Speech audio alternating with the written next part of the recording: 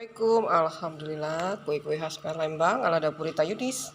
Nih ya, ada angka ketan hitam.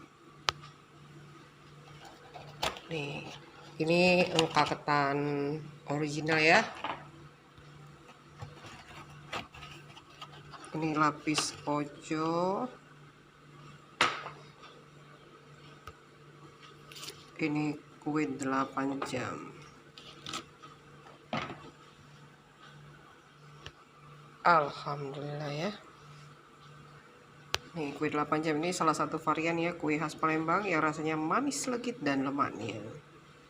Ini lapis pojo pandan ya, warnanya juga cantik. Harum pandannya ya, luar biasa.